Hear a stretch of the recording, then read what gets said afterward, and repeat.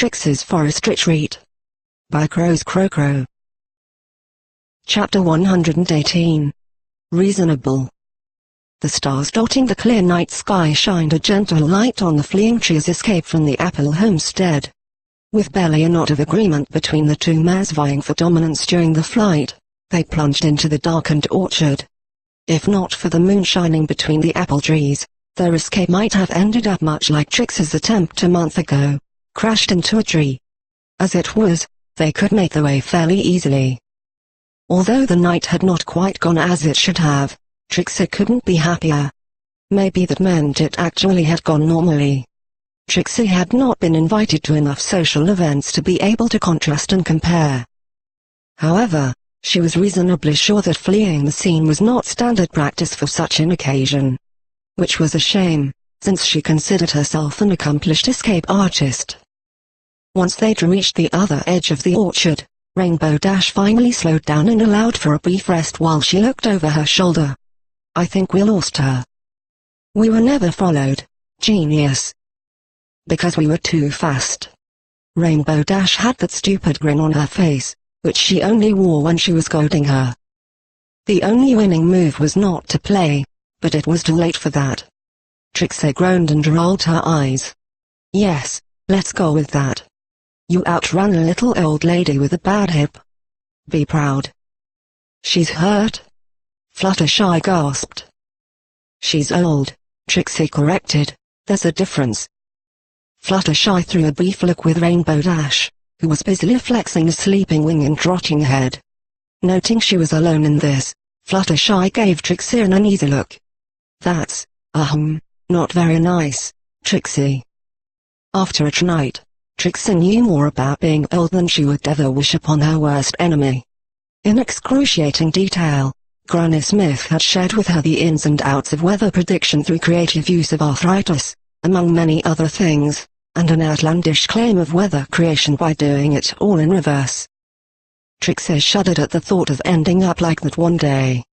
No, it really isn't. Hopefully some pony will have perfected an anti-aging spell by then. That's not what You girls coming or what?" Rainbow Dash called out from halfway down the road. Apparently she had finally realized she was not being followed. "What, are you scared to be alone in the dark, Dashy?" Trixie teased as they made their way over to her. As if. Dash turned her back on them and resumed walking, ensuring she stayed ahead of the pair just enough to appear independent. "I just figured you two scar-ready ponies wouldn't move a hoof forward if it wasn't for me." "Oh, so good of you to keep us safe," Trixie said mockingly as she kept Fluttershy by her side and followed after Rainbow Dash. "Just hurry up." Oddly, Rainbow Dash didn't bother to engage any further. It took Trixie a moment to realize that she may have actually hit the nail on the head. Dash hadn't bothered to accompany them during the day, but now that it was night she was walking them home in the dark. There wasn't any reason for Dash not to fly straight to her own home and get some much-needed rest, unless she really was trying to guard them. Or perhaps, Trixie in particular. Is it because of what Trixie said at dinner? A dull stinging feeling pierced Trixie's chest as she thought back to how she'd yelled at Dash for not being clairvoyant. How else was she supposed to know what Twilight was planning? A gentle nudge to her shoulder brought Trixie back down to earth. "Are you okay? Do you feel too tired?" Fluttershy looked worried. "Huh? No," Trixie was just thinking. Smiling, Trixie shook her head. Putting Fluttershy at ease, she kept walking. "If you say so. We're almost home." Although Fluttershy was a little overbearing, it was nice to be reassured she cared for her. A warm sensation spread through Trixie as she looked from one lovely Pegasus to the other. Rainbow Dash's protection, Fluttershy's support. In their own way, each showed how much they cared for her. The cool night air was no match for the warm and fuzzy feeling inside of her. Trixie wouldn't trade it for all the bits in the world. Trixie still had to tell Dash about her and Fluttershy. The setting during dinner hadn't exactly been comfortable enough for her to bring it up. But now, this felt like a good time. If she could only figure out how to broach the subject. Watching Dash forge a path ahead through the darkness, Trixie swallowed uneasily. It's never like this in any of the stories. Is Trixie supposed to just say something like, "Hey, Dash, you are cool with it if Trixie and Fluttershy do it, right?" Gah, that's terrible. Hey, Fluttershy probably would die on the spot if Trixie said something like that.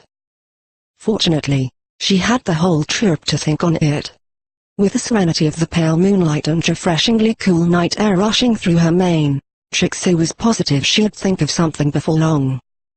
Dashy? Rainbow Dash groaned, not even bothering to look back. I keep telling you to. Don't call me that. Yes, Trixie knows. When are you going to accept Trixie will not listen? Honestly, Trixie would have thought you'd be smarter than this. You're just annoying yourself. Stumbling, Dash looked over her shoulder with a disbelieving look on her face. What? How did this suddenly become my fault? Trixie just got through explaining that. She huffed as though it was painfully obvious. Gah, whatever. Dash returned her attention to the road ahead. Trixie gloated over her victory. It was just too bad that Dash wasn't looking anymore. Anyway, Trixie wants to talk to you. If I say no, will you not talk? Dash sounded agitated and tired. It's about the three of us. To her satisfaction, Trixie saw Rainbow Dash's ears perk up. She clearly had her attention. Fluttershy yapped and mumbled in Trixie's ear. Trixie, you mean? Nodding at Fluttershy, Trixie continued. Despite how confident she was that there would be no problem, she couldn't completely overcome her nerves. Trixie meant to tell you straight away, but you've been so busy that she didn't find a good time. Huh? Yeah, sorry about that. I'm sure I'll have more time soon. I hope. Rainbow Dash sighed as she looked up at the mass of clouds hanging over the middle of Ponyville. A drawn-out yawn escaped her before she shook her head. Anyway, what did you want to tell me? Well, you see, Trixie and Fluttershy have grown closer over the last few days. Really close. To accentuate her words, Trixie leaned in and gave Fluttershy a tender nuzzle, causing Fluttershy to go redder than she already was at the conversation. That's cool. Dash shrugged without even looking over her shoulder. So, Trixie was hoping that you'd be okay with this. It won't affect how Trixie feels about you, Dashy. It just means that, well, Trixie would get to be together with the two ponies she cherishes the most in this world. Why wouldn't I be? I thought we went over this already. You are? Trixie utterly failed to keep the relieved tone out of her voice. She heard Fluttershy gasp, reminding her she was supposed to be acting confident. She gave herself a few seconds to recover by clearing her throat. Trixie means, of course you are. Trixie couldn't tell if Fluttershy was blushing at all, as most colors for her were faded due to the pale moonlight. The only thing that was obvious was that her eyes were huge. Finally, Fluttershy found her voice. Oh really? What is with you two? Were you expecting me to be surprised or something? Dash flared her wings and flew up a few feet above the ground. With a practiced ease, she spun around and flew backwards ahead of them. Her front hooves moved behind her head as though she were leisurely laying back in midair. If anything, I'm surprised it took this long. You two live together, for crying out loud. Although Trixie had been almost entirely sure this was going to be fine, it was still only almost. While she felt relieved to know her fear had been unfounded, the thought that she had doubted Dash for no good reason left a shameful stain. They had talked about it before, after all. She's not hurt that Trixie asked her again, is she? A sideways glance revealed that Fluttershy was too stumped to formulate a proper response. The sight made Trixie feel just a bit better about this. Of course Trixie trusted Dash. This is merely to reassure Fluttershy. So well just to be clear. Trixie means she and Fluttershy will do stuff together. You know. Without you unless you want to, Trixie means, well. She hasn't really talked about that yet. Trixie's cheeks felt like they were on fire. Oh, stuff, huh? Rainbow Dash suddenly showed a lecherous grin. Got any plans then? Trixie was sure she was soon to be in danger of setting the orchard on fire with the heat radiating off her face. That horrible tease. Well, no, not as such. We're, planning to go to the spa, though. But, the rude white pony will be there too. Rarity now too? Oh my gosh. That shiny grin on Dash's face only grew wider. Well, you don't waste any time, do you? You know, that would almost be enough for me to set hoof in a spa, but I really can't skip out on work again. I can't fault your taste, though. Nah, not like that, you cretin. Heh. Sure, if you say so. Dash made an exaggerated shrugging motion. Trixie turned her head away with groan. You're the worst. As fluid as water, Dash slinked her way back into Trixie's vision and reached out her one hoof to flick her horn. Hey, I'm not the one who's trying to get so close to so many mares, she said teasingly. Fighting back the searing feeling in her cheeks, Trixie was catching on now. Dash was making fun of her. Well, two could play at that game. With a sly smirk she leaned in closer to Rainbow Dash. Well, what was Trixie to do? Her only lover dashed out on her for a whole week. Of course she'd go looking for warmth elsewhere. Not quite ready to give up her plaything yet, Dash made another probe at Trixie. What have you and Fluttery been doing? A squeak fit for a mouse told of Fluttershy's embarrassment. Like a shark smelling blood in the water, Dash's eyes flicked over to Fluttershy. Actually. On second thought, Dash zipped over to Fluttershy and patted her on the head. I don't want to know how she corrupted you like this, unless you want to tell me. She grinned again as she brought her face closer to Fluttershy. Fluttershy made a noise that would have alerted dogs had it been any higher. But, no, what I mean to say, or Although Trixie hadn't been much of a fan of it when she was being teased. Now that she saw Fluttershy squirming, she was unable to resist.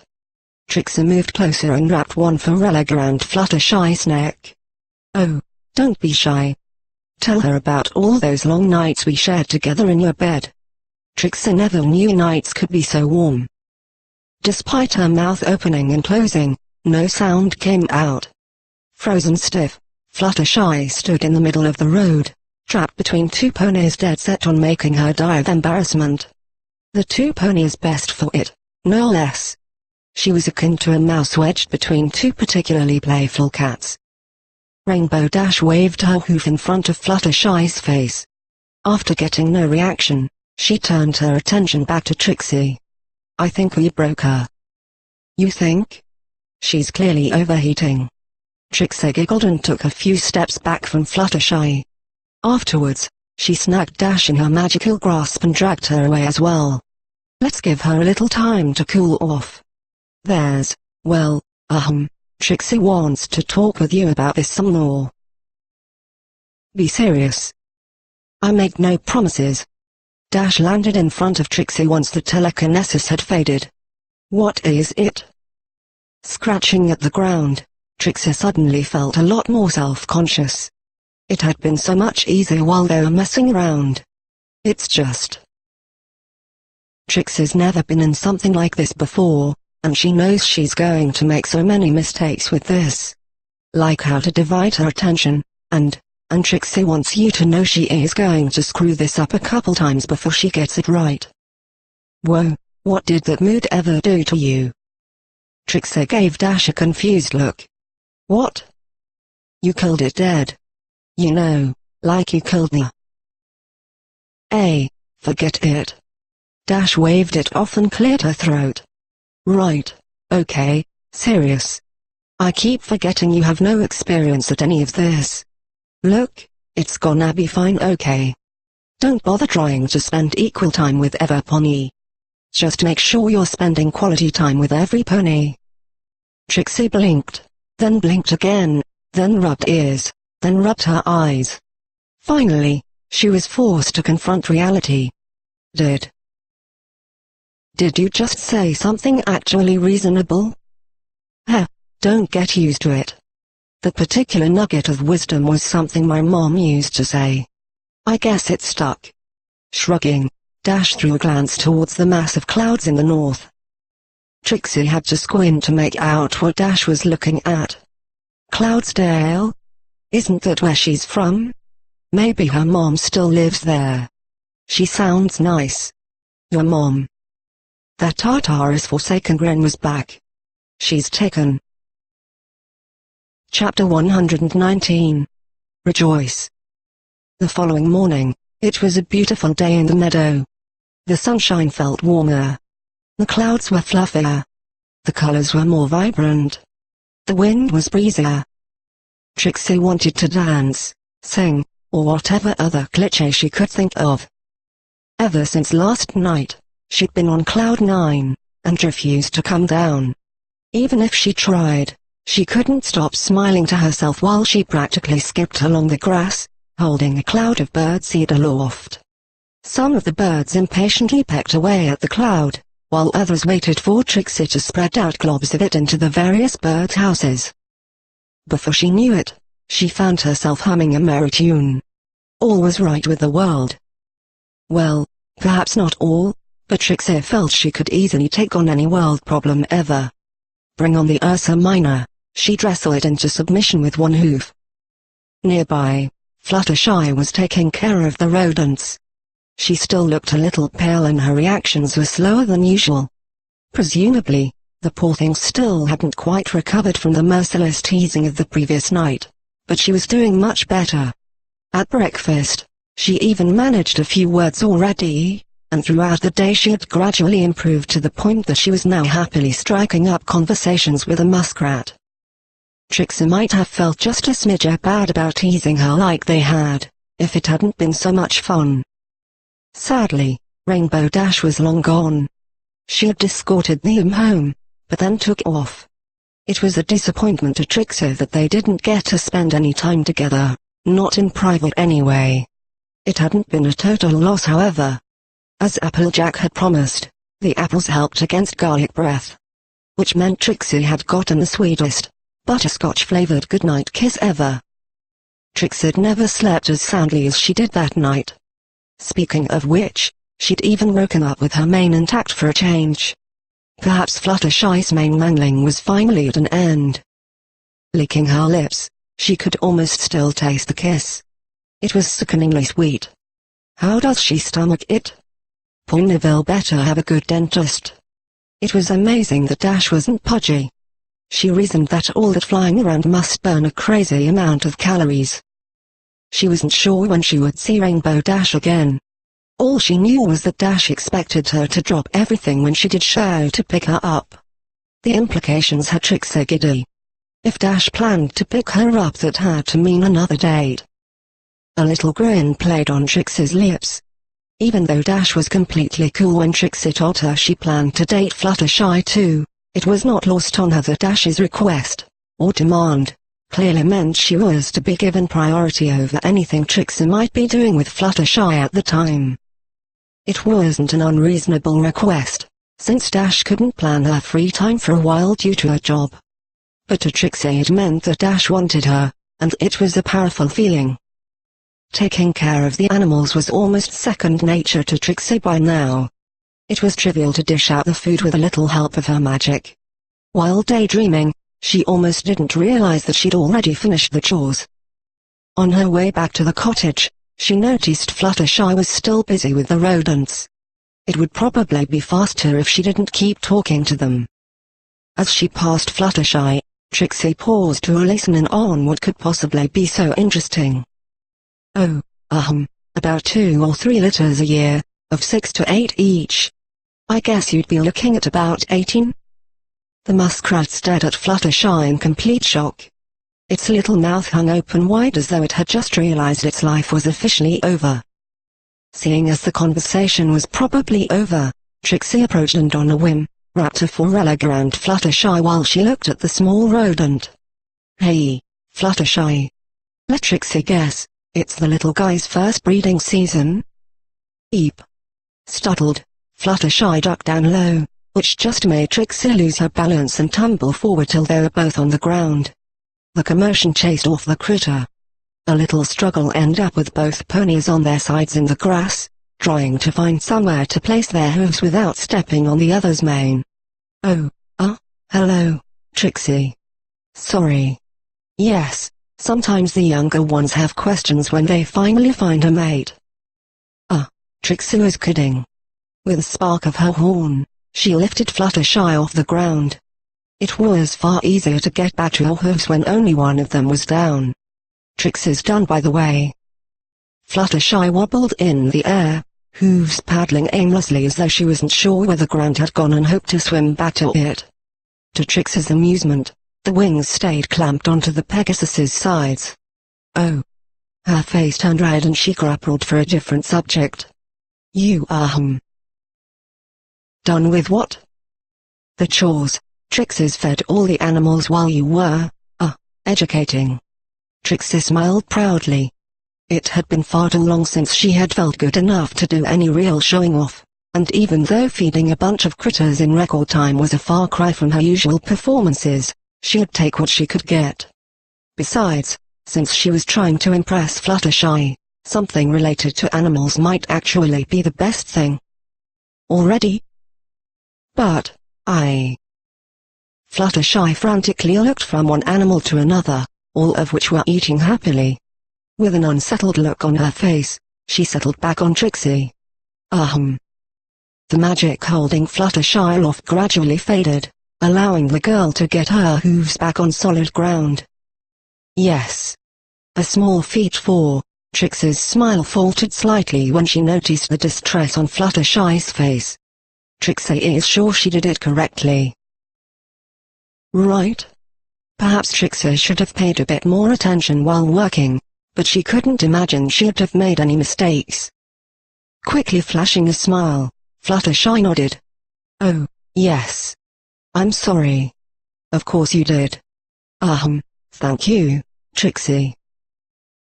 Naturally, Trixie is great at everything she tries. Trixie puffed up her chest to look even more impressive. Still, she couldn't shake the feeling that there had been something about the way Fluttershy behaved that wasn't quite right. Well, there was plenty of time to worry about that after breakfast.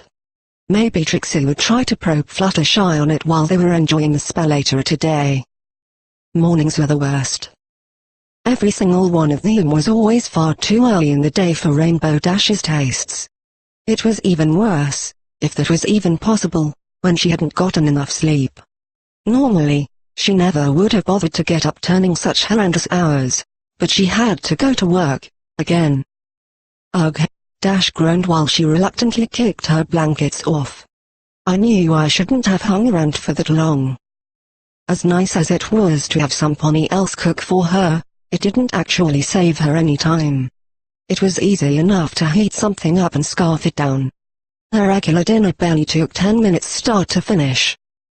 Dinner with her friends though, now that was time-consuming as all get out.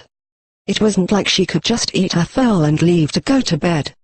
No, of course not. She had to sit at the table and chatter like she had nothing better to do. That wasn't to say she did not enjoy herself. On the contrary, it had been a great time overall. Just that it made a rough morning even rougher. In hindsight, perhaps she should be glad there wasn't any cider at dinner. With how she was feeling now, adding the hangover might actually kill her. Once she was capable of any kind of thought besides mornings suck, the conversation she had had with Applejack came back to the forefront of her mind. Twilight had been a jerk to Trixie. Dash was supposed to sleep on it before deciding if she wanted to punch her in the muzzle for doing that. Well, she'd slept on it. Alright, let's see. Yup. Still wanna kill her. "Welcome, Miss Fluttershy," said the pink spapone in what Trixie could only assume was some kind of German accent. "Miss Rarity is already in the sauna. She claimed to require a Head start on relaxation this time. Oh, thank you, Aloe. Fluttershy looked surprisingly at ease. Trixie supposes she really does come here often. Is this your +1? Miss Rarity mentioned there would be a... Oh, hello again, miss. So wonderful to see you again. Were you pleased with the mane restoration shampoo? Aloe inspected Trixie's mane without any apparent regard for how that might be a sensitive topic. What if some pony were to overhear and come to believe Trixie did not naturally look this magnificent? Fortunately, there was no pony around that might have misunderstood the implications of such careless questions. It worked perfectly. Trixie gave a sideways glance at Fluttershy. Every time.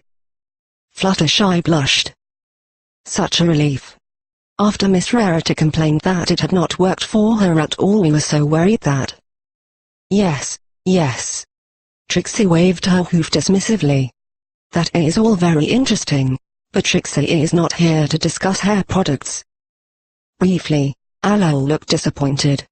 She nodded and put up a professional smile. Yes. Of course. Please come this way. Unaware of the look Fluttershy gave her, Trixie followed after Aloe. Although Trixie really was not interested in having a conversation, one thing that the talkative mare had mentioned did catch her attention. Rarity said it didn't work. Her mane looked perfectly fine the last time Trixie saw her. It was clear this Rarity must have held some unreasonable standards.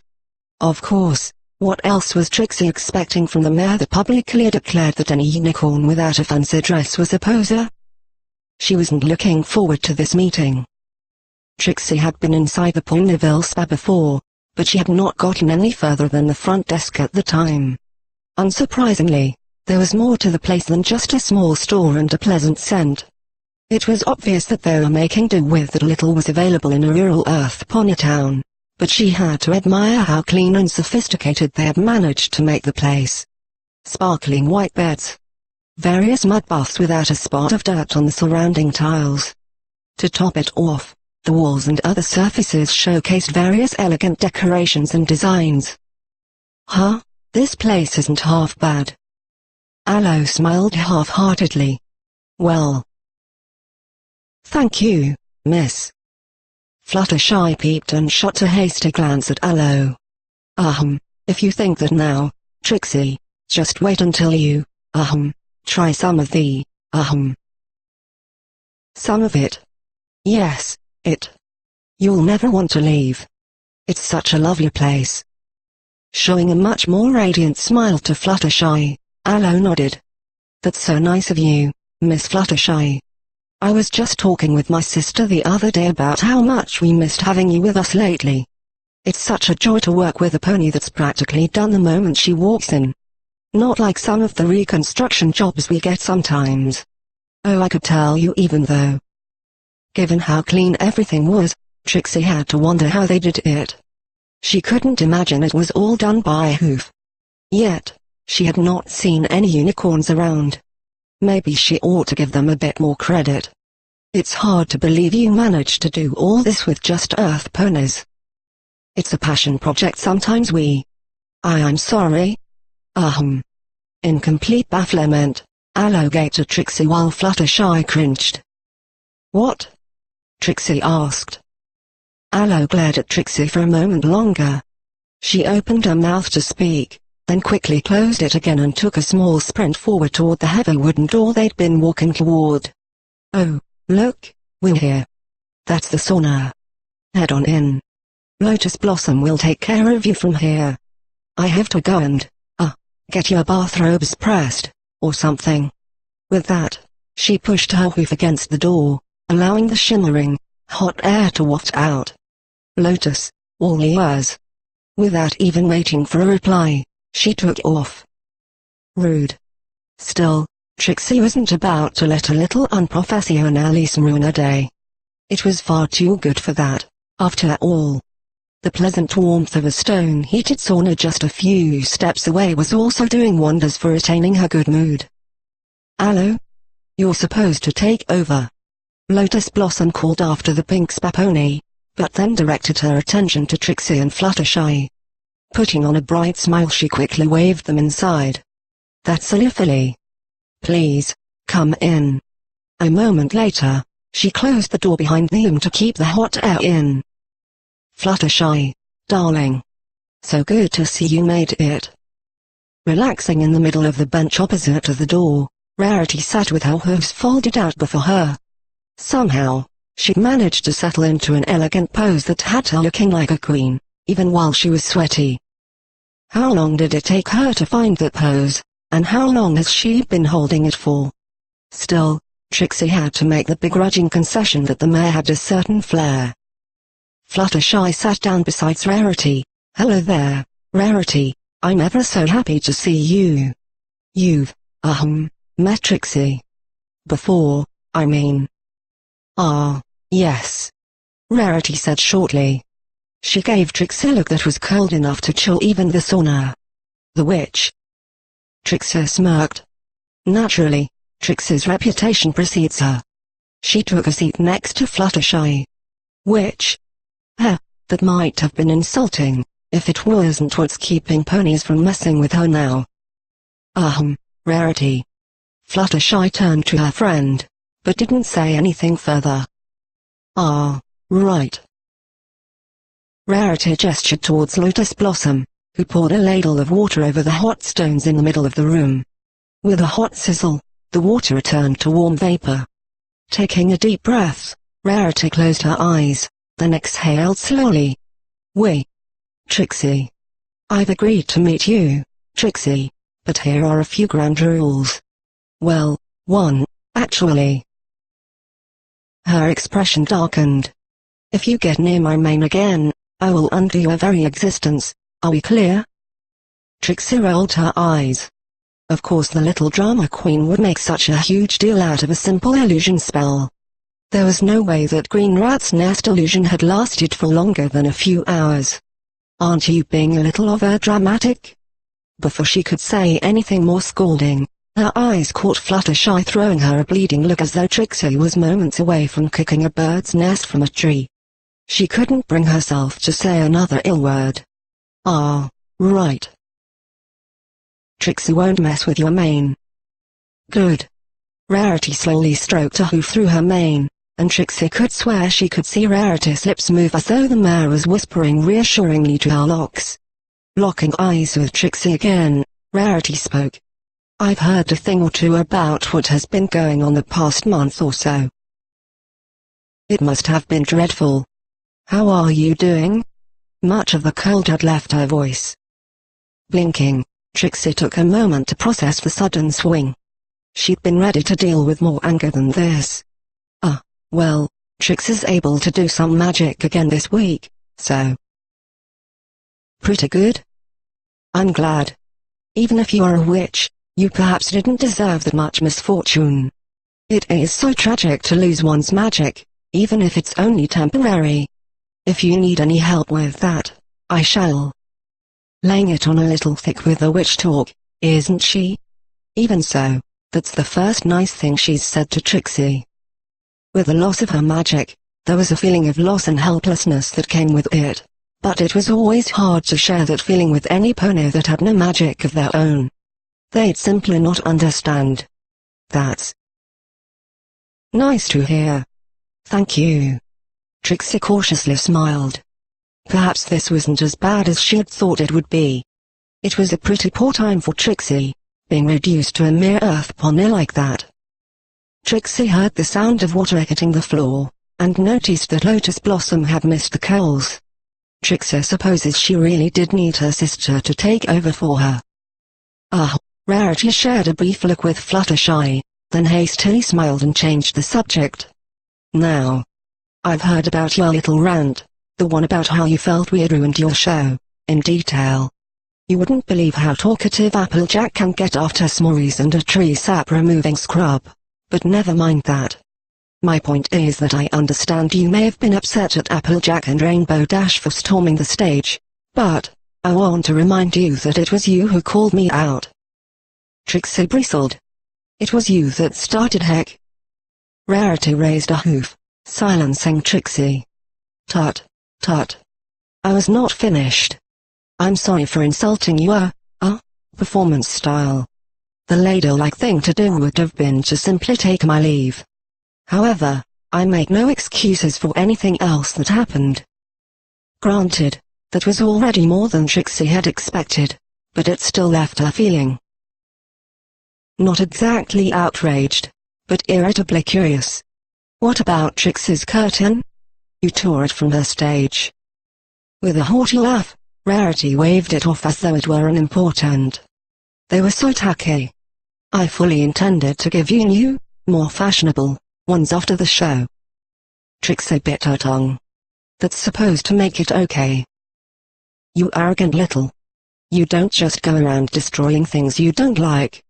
Granted, they were pretty low-budget curtains, and Trixie had been meaning to replace them after she came into some more bits. Forcing her attention back to the conversation, Trixie asked, Trixie thought you made clothes? I do. Fabulous clothes at that.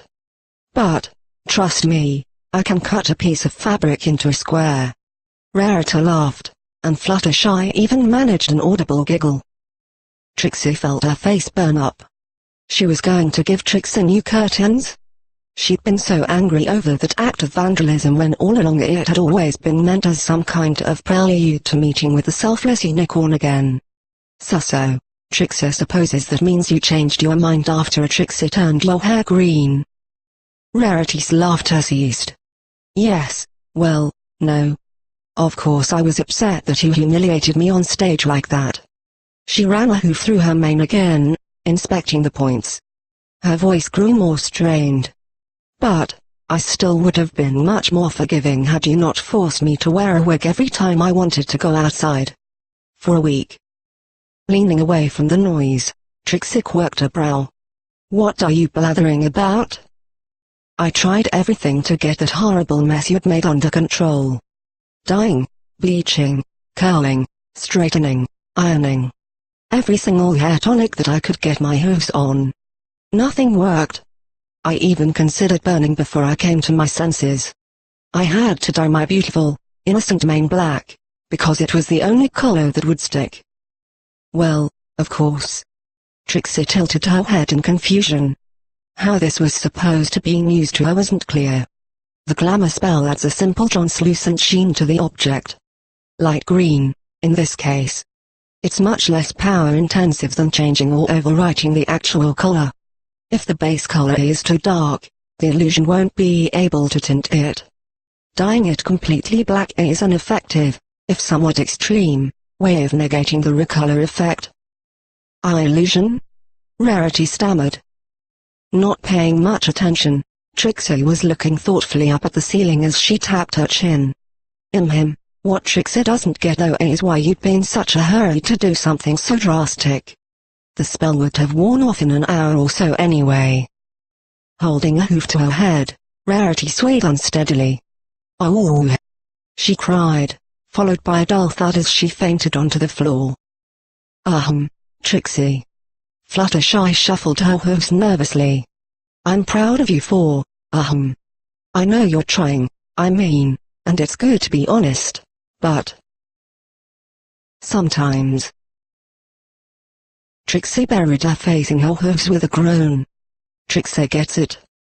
A hissing noise drew their attention back to Lotus Blossom, who poured another ladle of water onto the hot stones, then opened the door briefly to shout. Hello. Bring the ice pack. We have a white towel? Yes. Again. Chapter 120. Redefine. Trixie, stop playing with your food. But, Mom, I have to practice. The breakfast table was covered in the faint glow of Trixie's maturing magic. Everything that was not nailed down was floating erratically above the tabletop. At least, everything that wasn't currently slipping out of Trixie's magical grasp. She would show up that stupid, dusty, old professor. The only problem was that her detention was ending today. Which, now that she thought about it, was a strange problem to have. In any case, she had about a day to learn how to manipulate multiple items. It was frustrating to no end. For every item she picked up, two seemed to fall. The wood cups clattered. The cherry tomatoes bounced and rolled. The leaves of lettuce drifted back down to the table just slow enough that Trixie never quite realized she had lost control of them until moments later. Watching the chaos unfold, Sly Night Sky shook her head. "I'm sure you do, sweetie, but you also have to eat." She stretched out a wing to guide the tomatoes away from the table's edge. "For that matter, so do I. The long shift is just the worst on an empty stomach. How about if you just practice on the playing cards for a bit?" Trixie pouted, but quickly realized she wasn't going to get her way as her mom herded the various foodstuffs back into place. Of all the things her mom decided to be strict about, it had to be this. Ugh, fine. Sulking, Trixie popped a piece of bread in her mouth and chewed while she lifted up the deck of cards. It wasn't even heavy. It was childishly easy.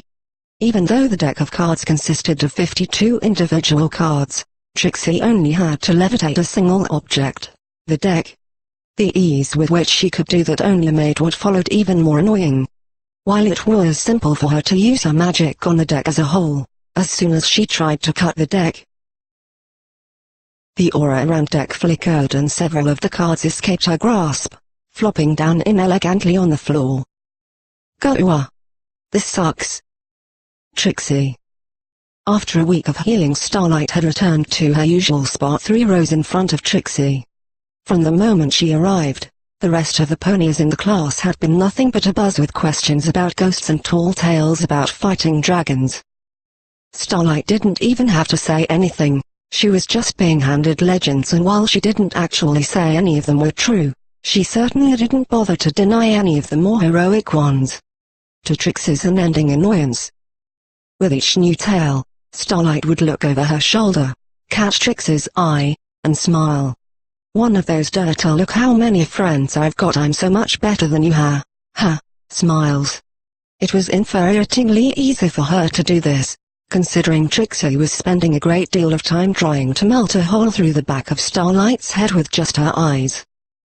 Trixie wished she could travel back in time, if only so she could have actually thrown the lying blank flank out of the window. Perhaps she could still do that now actually, as long as she didn't get caught. Trixie shook her head.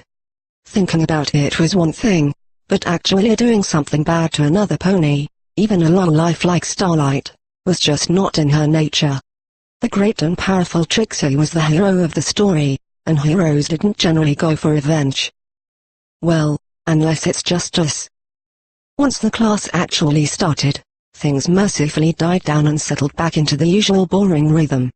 As uninterested as Professor Silence was at keeping order during class, at the very least his material was hard enough today that Moonrock took it upon herself to silence the class. She did so by threatening to let Sunny Days follow the first foal to open their mouth, for the rest of the day. That might not have sounded like much of a threat to the uninitiated, given that Sunny Days was easily the friendliest of the terrible trio, but she had a level of enthusiasm and energy that could only be described as madness-inducingly annoying if she went unchecked for too long. For all of their failings, Starlight and Moonrock did manage to keep a lead on Sunny, and bring the filly just south of unbearable. There was one small silver lining to this whole web of lies by omission. At least Trixie could be sure now that Starlight would never tell the truth. The actual story, of getting smacked around by a filly half a year younger than her, was far too damning now that every pony was expecting Starlight to have been facing down diamond dog packs, nursing wounded wolverines back to health, or negotiating for dragon gold taxation. Stupid Starlight. Who wants to be popular through lies anyway? Still, Trixie felt a small twinge of jealousy as she watched Starlight bask in attention. It looked nice, and no pony else seemed to be the least bit concerned that all those stories couldn't possibly be true. The bell signaled the end of school for most of the class and the start of the final showdown between Trixie and Kratos, the wooden crate waiting in Professor Silence's office. Although it wasn't quite a one-on-one match anymore, considering that a new challenger had appeared. The, as yet unnamed, sneak attacking pencil. Like a ninja. Maybe it was okay for Trixie to have a tough time coming up with a good name for the pencil if it was a ninja. You aren't supposed to know a ninja's name, or something, right? Trixie? Earth to Trixie? What? Trixie snapped out of her thoughts and looked over at Flitter, who was wearing Trixie's hat. When did you? Trixie reached a hoof up to stroke over her mane, finding it distinctly hatless. Geez, you were pretty out of it. Flitter giggled while she tilted the stolen hat back. I was going to ask to borrow it, but after the third time I thought I'd just take it. If that's okay. If it's not okay, you can have it back now. I mean, if it had been any pony else, Trixie would have refused without a second thought, but in this case she had to think about it. She could probably trust Flitter to bring it back, but what could Flitter want with her hat? Maybe she just wants to feel great and powerful for a bit. It does look pretty cute on her. Trixie. You weren't still dwelling on what happened in class, were you?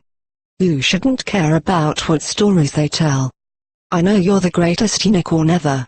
Every pony else will see it too. Or, they'd be blind. Nah, not that I'd blind them. I mean they would have to be, or else, Flitter blushed and stumbled over her words until nothing she said came out as proper phrases anymore. Thanks, Flitter. Trixie knows she is the greatest, and most powerful, of course, but it is nice to be reminded now and then. So. Can I? Blind them? Well, Trixie's ups. Oh, the hat. Yes. Trixie scrambled to recover some semblance of competency and proclaimed, yes. Trixie will lend you her hat, but you are to take good care of it. She wagged a hoof at Flitter warningly. However, much of the intended threat was lost due to her inability to stop smiling. I will. Flitter saluted with the most serious face she could manage. Turning to resume her quest toward detention, Trixie's mood quickly wavered when she caught sight of the trio loitering by the lockers just ahead. Starlight, Moonrock and Sunny Days were discussing something, homework by the sounds of it. Curses, Trixie thought they'd have gone home already. Maybe they'll just let us pass with a few insults? Starlight rolled her eyes as she slammed her locker shut. Ugh, I can't believe you, Moon. Who died and made you teacher's pet? What's so important about learning how to tint glass? First of all, I am not a teacher's pet. And no, just because he actually talks to me does not make me one. Moonrock flipped through the pages of her book without looking at Starlight. Second, you say that like it's a bad thing, but academic performance is 20% talent and 50% work ethic, so it would be good to get into the habit now. Sunny Days was standing beside them, but her mind had long since left the building as she just stared out the window with a longing expression on her face. Then, as if a switch had been flipped, she was back, perky as ever. What's the other 30? Is it enthusiasm? Sports? Long walks outside in the sun with... Oh, hey. It's Trickery and Bucket. Moonrock let out a long, tired sigh while she slowly lowered her book. I should not even dignify that with a response, but it is nice to see you actually interested in studying for once. The other 30 is a good recommendation from your previous educational institution, obviously. It's not Trickery and Oh.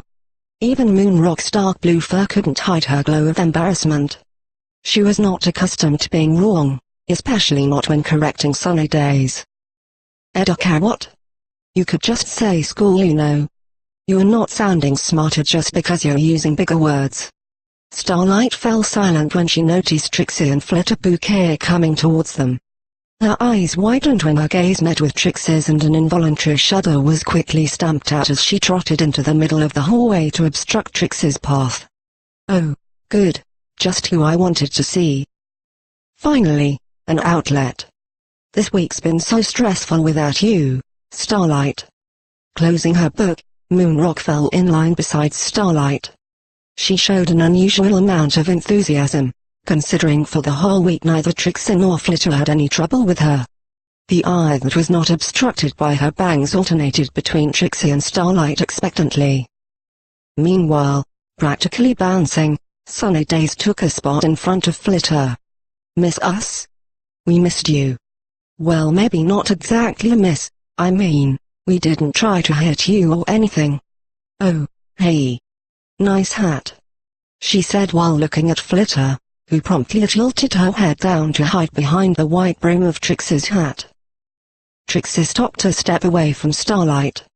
Sparing a brief glance to the other two, Trixie then focused her attention on the purple-maned blank flank before her. "Really, we run into them now? They didn't seem to be waiting for us, so it's just coincidence? I wonder how much Starlight told them." "It doesn't look like they know." Starlight wore an arrogant smile, but her face was pale, and her eyes kept occasionally darting to Sunny and Moon as though to ensure herself they were still close by. There was no doubt in Trixie's mind. Starlight was scared. A strangely tingly feeling spread through Trixie's limbs as she came to that realization. Her lips curled into a wry smile. She hadn't really considered how Starlight might be feeling after the last encounter. Flitter had mentioned she'd seen Starlight cry, but Trixie hadn't believed it, until now. "Running a little late, Trick." "Starlight." Trixie interrupted just a bit louder than usual, startling the filly. She stared unflinchingly at the little coward. "You're in Trixie's way."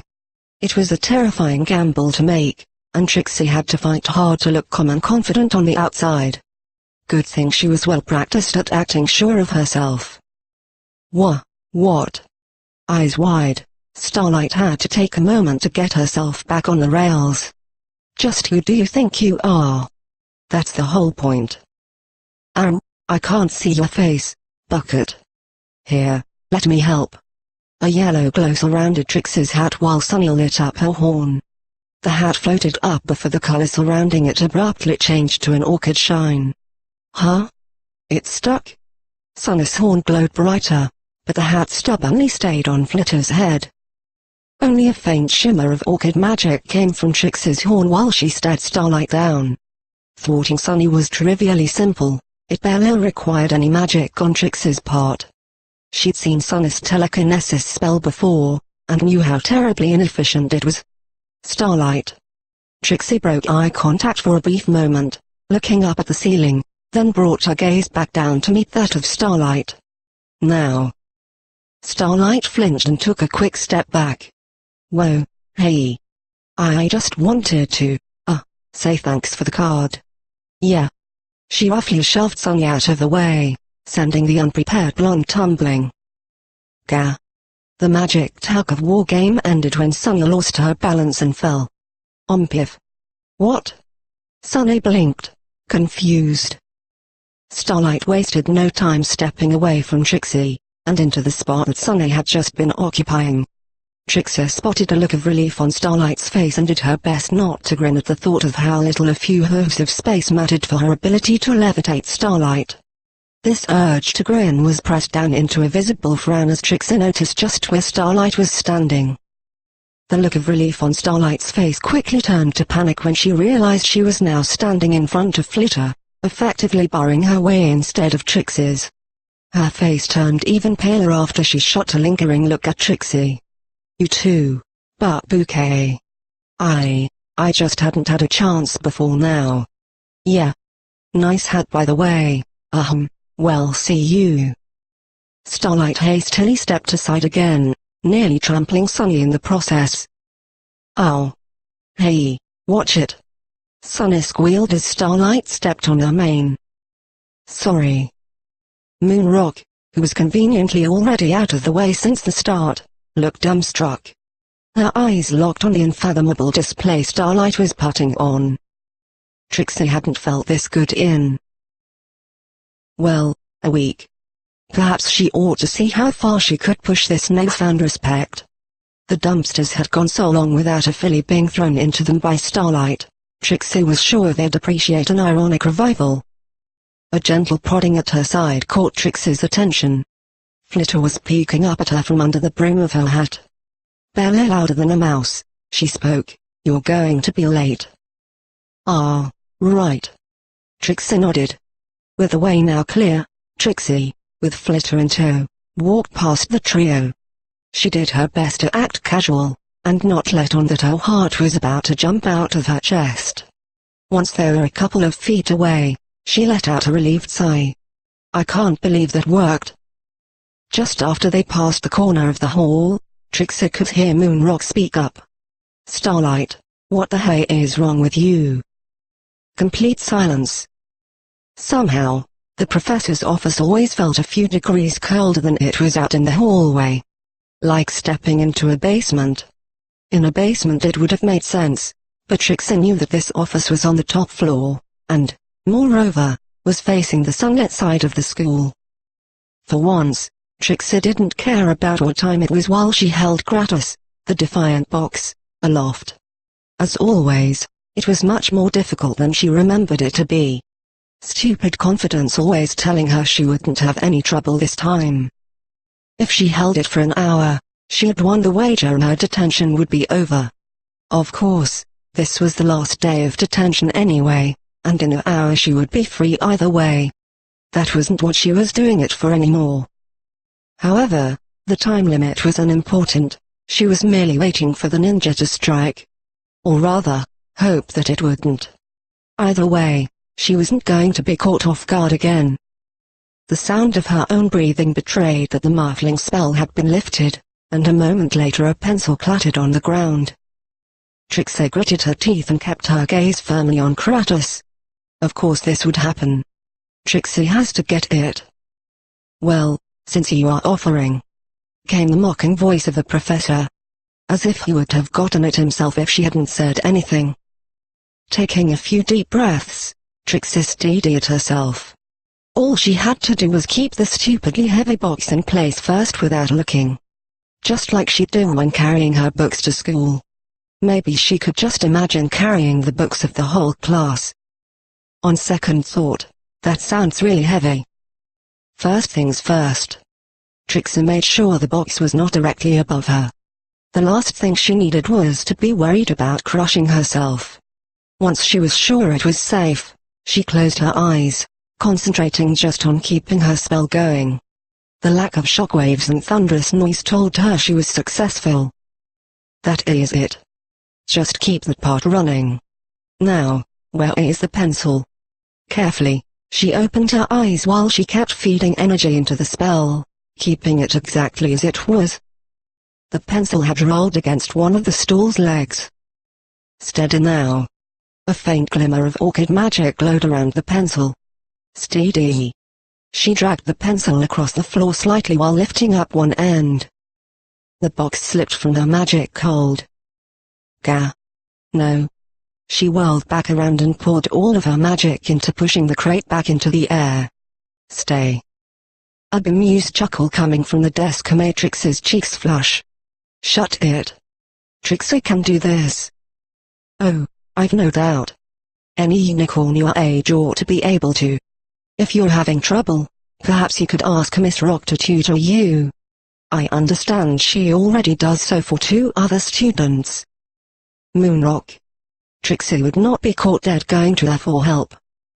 But each attempt Trixie made at picking up the pencil went accompanied by her losing control of the crate. So far she'd managed to catch it before it hit the ground, but it was so hard to keep going.